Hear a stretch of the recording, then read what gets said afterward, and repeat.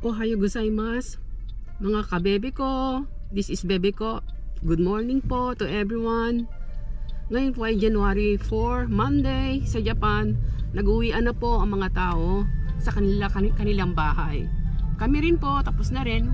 Uwi na rin po kami. Babalik po kami sa second home namin, sa second destination. Samahan niyo po ako sa aking ibang lifestyle na pupuntahan namin ngayon. Sige po, see you po later. Hello po.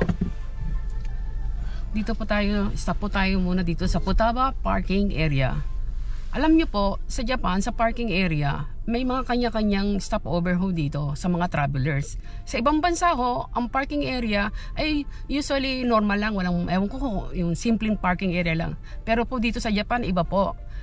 Bawat stop mo, meron po silang kanila-kanilang specialty sa bawat probinsya.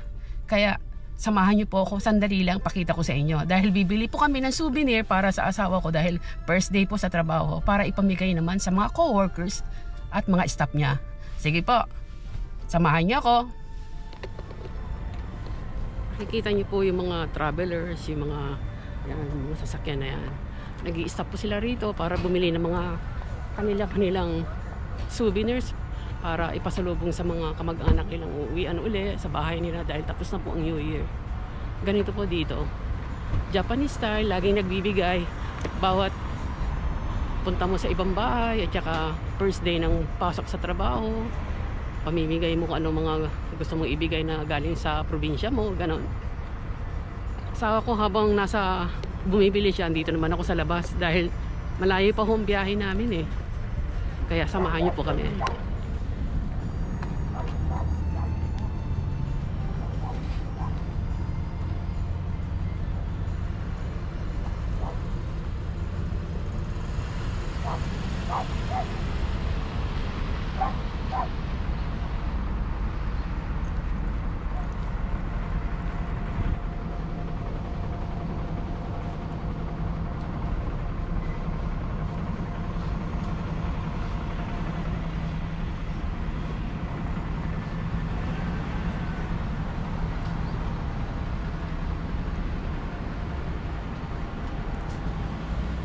Yan, special ho nila dito sa Futaba, sa Yamanashi.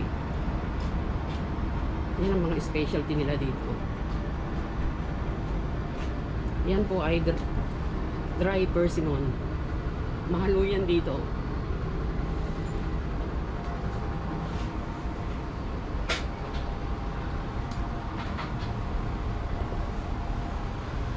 Gusto niyo bumili ng lottery?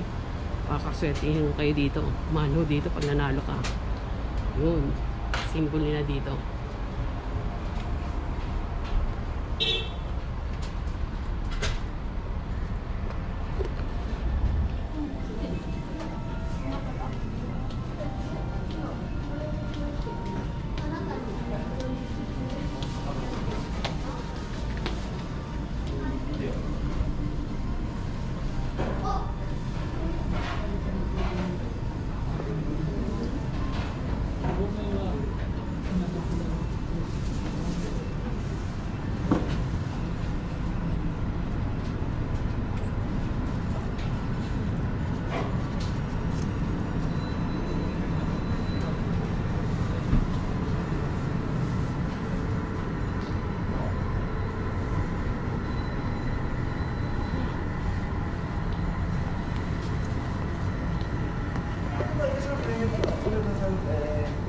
Ito po ang specialty dito sa Yamanashi.